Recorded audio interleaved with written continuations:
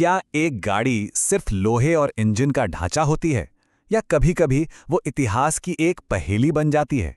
एक ऐसा सवाल जो हमें आज भी सोचने पर मजबूर करता है। आज हम ऐसी ही कुछ रहस्यमय मशीनों की कहानी जानेंगे, जिनके बनाने वाले या तो जीनियस थे या शायद कुछ और। तो चलिए इसी सवाल की तह तक चलते हैं। हम उन मशीनों की दुनिया में चलेंगे जो सिर्फ सड़कों पर नहीं चली, बल्कि हमारे इतिहास में भी गहरे निशान छोड़ गईं। हमारी कहानी शुरू होती है उन जीनियस लोगों से जिनका दिमाग मानो टाइम मशीन की तरह था। उन्होंने ऐसी मशीनें बनाई जो उनके जमाने के लिए किसी जादू से कम नहीं थी। जरा सोचिए, एक तरफ दुनिया घोड़ों की टाप सुन रही थी और दूसरी तरफ लियोनार्डो द विंची के दिमाग में एक ऑटोमेटिक गाड़ी का डिजाइन घूम रहा था।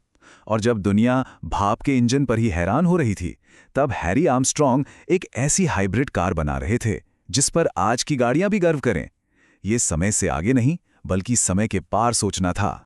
यह बात है 1495 की।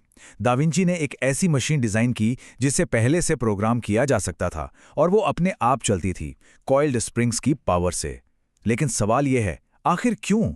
क्या ये महज एक शाही खिलौना था या दुनिया का पहला रोबोटिक हथियार बनने वाला था? इसका जवाब आज भी इतिहास के पन्नों में कहीं गुम है।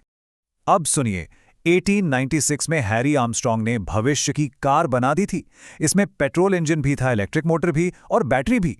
और कमाल की बात तो यह है कि इसमें रीजेनरेटिव ब्रेकिंग थी, मतलब ब्रेक लगाने पर कार अपनी बैटरी खुद चार्ज कर लेती थी। ये टेक्नोलॉजी आज की मॉडर्न हाइब्रिड कारों में इस्तेमाल होती है। ये कार सच में अपने समय से 21 साल आगे थी। अब बात करते हैं उन डिजाइनर्स की जिन्होंने सिर्फ इंजन नहीं बदला, उन्होंने कार का चेहरा मोहरा ही बदल दिया। उन्होंने सड़क के नियमों को दोबारा लिखने की हिम्मत की। बकमिंस्टर फुलर एक जीनियस थे और उनकी डायमैक्सियन कार भी उतनी ही अनोखी थी। सोचिए, एक बस जितनी लंबी गाड़ी जो सिर्फ 3 पहियों पर चलती थी और उसका आकार एक आंसू की बूंद जैसा था, और रफ्तार 1933 में 190 किलोमीटर प्रति घंटा। ये कोई कार नहीं थी, ये सड़क पर चलता हुआ एक भविष्य का सपना था। और फिर थे मार्शल लेया। उनका आइडिया सिंपल था, कार में इंजन क्यों लगाएं, हवाई जहाज का प्रोपेलर लगाते हैं। नतीजा था हेली का। जब बाकी कारें 50 की रफ्तार पर रेंग रही थीं, ये 110 पर हवा से बातें कर रही थीं। लेकिन इसकी सबसे बड़ी ताकत ही इसकी सबसे बड़ी कमजोरी थी। सामने लगा एक विशाल घूमता हुआ ब्लेड। तभी तो लोगों ने इसे हवा का शैतान नाम दिया था। तो फिर सवाल ये उठता है, सिर्फ 30 गाड़ियां बनाने के बाद मार्शल लेया ने यह प्रोजेक्ट अचानक बंद क्यों कर दिया? क्या ये वाकई बहुत खतरनाक थी, या इसके पीछे कोई और गहरा राज छिपा है जो आज तक सामने नहीं आया? अब आते हैं 20वीं सदी के सबसे बड़े सपने पर, उड़ने वाली कार। एक ऐसा सपना जिसे एक इंजीनियर ने हकीकत में बदल दिया था। 1949 में मोल्टन टेलर ने वो कर दिखाया जो सिर्फ एक सपना लगता था। उन्होंने बनाई एरो कार, एक असली काम करने वाली उड़ने वाली कार। ये मजाक नहीं था, ये सड़क पर 95 की रफ्तार से दौड़ती थी और आसमान में 180 की रफ्तार से उड़ती थी। और सबसे बड़ी बात, इसे कार से प्लेन बनाना कोई रॉकेट साइंस नहीं था।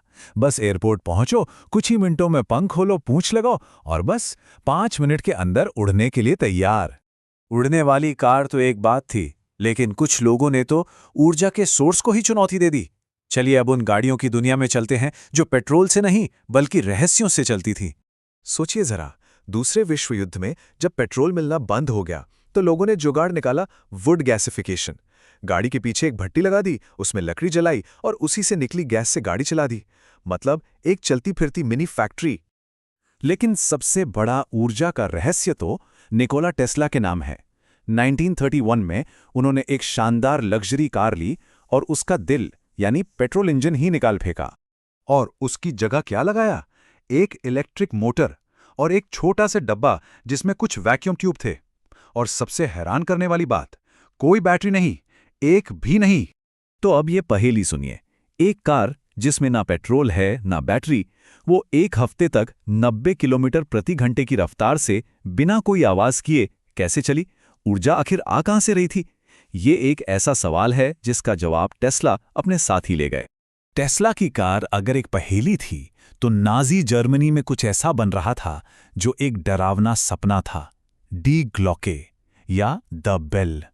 कहते हैं ये सिर्फ एक मशीन नहीं बल्कि एक एंटी ग्रेविटी डिवाइस थी। और युद्ध खत्म होते ही ये ऐसे गायब हुई जैसे कभी थी ही नहीं, और बन गई इतिहास का एक और गहरा राज। अब हम अपनी इस खोज के आखिरी पड़ाव पर हैं, एक ऐसे वाहन की कहानी जो जमीन या आसमान के लिए नहीं बल्कि कहीं और के लिए बनी थी। 1954 में गीजा के महान पिरामिड के ठीक पास 4,500 साल पुराना एक जहाज मिला, जो आज भी बिल्कुल सही सलामत था। ये कोई मामूली नाव नहीं थी।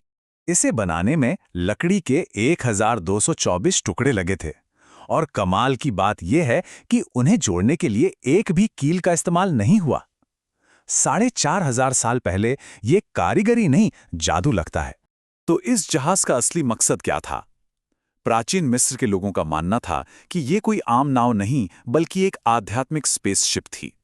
इसे फिरौन खुफू के लिए बनाया गया था ताकि वो मरने के बाद सूरज के देवता रा के साथ रोज पूरे ब्रह्मांड का चक्कर लगा सकें। ये एक नाव नहीं, सितारों तक का सफर थी। तो दाविंची की ऑटोमेटिक कार से लेकर फिरौन के कॉस्मिक जहाज तक, ये सब क्या है? क्या ये सिर्फ कुछ नाकाम कोशिशें थीं जो इतिहास में खो गईं, या फिर ये भविष्य के वो ब्लूप्रिंट हैं जिन्हें हम आज तक पूरी तरह समझ नहीं पाए हैं? इसका जवाब शायद आने वाला वक्त ही देगा।